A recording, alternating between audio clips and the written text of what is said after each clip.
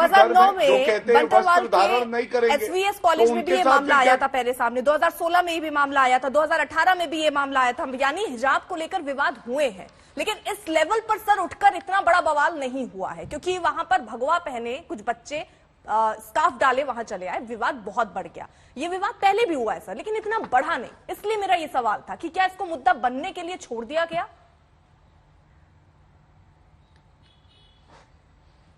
नहीं अर्पिता जी, मैं समझता हूं ये बवाल है ही नहीं, ये कोर्स करेक्शन है, सुधार है।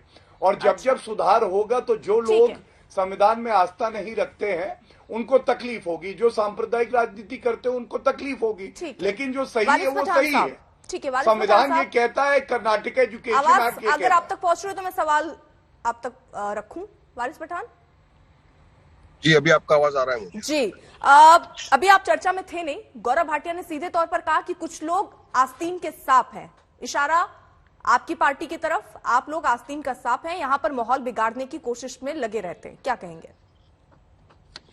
नहीं, हम लोग तो क्या कर रहे हैं, भाजपा वालों को मालूम पड़ गया है कि इनकी जमीन खसक रही है, इनको इनकी हार दिख रही है, 5 राज्य में इनका सुपड़ा साफ होने वाला है इस मर्तबा, इसलिए इस किस्म की बातें करने आ गए। ये कोई मुद्दे तो बचे नहीं है इनके पास। और हम तो संविधान की बात कर रहे हैं, हम तो संविधान में रहकर अपने हक की बात कर रहे हैं।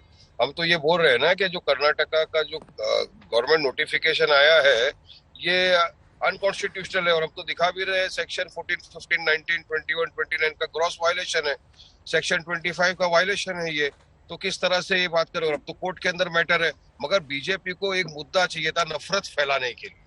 इनके पास प्यार मोहब्बत नाम की कोई चीज ही नहीं है, इसलिए इनको कोई इंसान फूकता है तो उनको थूकता दिखता हुआ आता है आजकल। अगर कोई पढ़ के मुसलमान इंसान फूक भी दे तो इनको लगता है कि मुसलमान ने थूक दिया किसी की फ्यूनरल पे जाके। तो वैसी मानसिकता का इलाज क्या है? पब्लिक इनको जवाब देगी नफरत फैलाने के लिए। ये मुद्दा सबसे पहले उठाया आपकी पार्टी के नेता असदुद्दीन ओवैसी ने।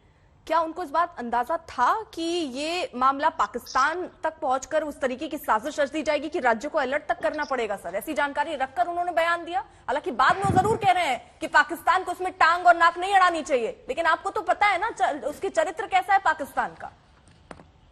देखिए, पाकिस्तान से मुझे तो कुछ लेना देना नहीं है। पाकिस्तान गया भाड़ में मैडम। ये पाकिस्तान का नाम लिए बिना भाजपा को खाना हजम नहीं होता। अगर पाकिस्तान नहीं होता तो शायद भाजपा के पास चुनाव में कोई मुद्दे ही नहीं होते। हमने तो मुद्दा कब उठाया, हमने सबने मैडम जब देखा कि एक मुस्कान नाम की लड़की कर्नाटका मांड्या में अपनी कॉलेज में जा रही थी अपने डॉक्यूमेंट सबमिट करने के लिए, वो स्कूटर से उठ के आती है, वहां पर 40-50 गुंडे लड़के गले के अंदर भगवा का वो शॉल पहन के आते हैं, उसको हैकलिंग करते हैं, जय श्री राम के नारे लगाते हैं उसके सामने।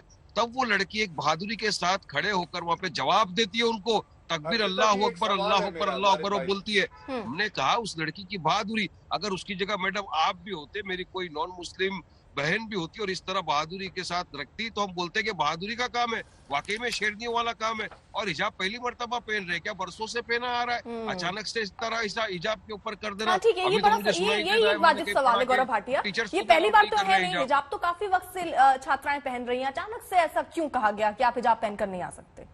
मैं आ रही हूँ इफ्रा जैन, मैं आ रही हूँ। छोटा सा कमेंट गौरव भाटिया। अर्पिता जी, मैं समझता हूं कि आपसे भी ऊपर, चैनल से आपके ऊपर, हमारे से ऊपर और वारिस भाई से ऊपर देश की न्यायालय है। कर्नाटका हाईकोर्ट ने अंतरिम आदेश में क्या कहा? उन्होंने कहा कोई भी धर्म का जो प्रतीक है उसको आप कॉलेज और स्कूल में नहीं पहन के जाएंगे।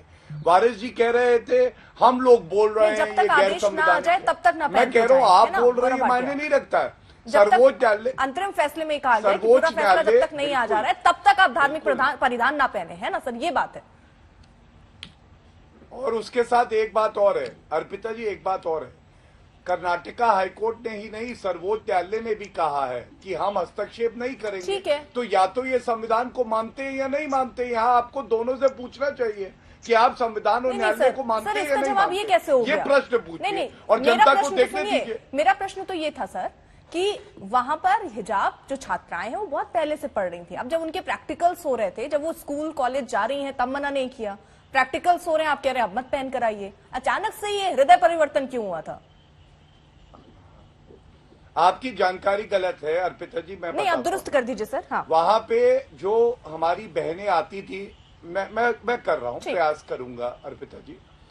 देखिए, जो वहां मुस्लिम बहनें आती थी वो पहले कभी भी हिजाब पहन के क्लास अटेंड करेंगी इस पे इंसिस्ट नहीं करती थी। लेकिन अब जो है उन्होंने 2022 में जब जनवरी का माह आया तो कहने लगी कि हम क्लास में पढ़ाई हो रही है, गौरव भाटिया, मैं आपको जरा दुरुस्त कर दूं।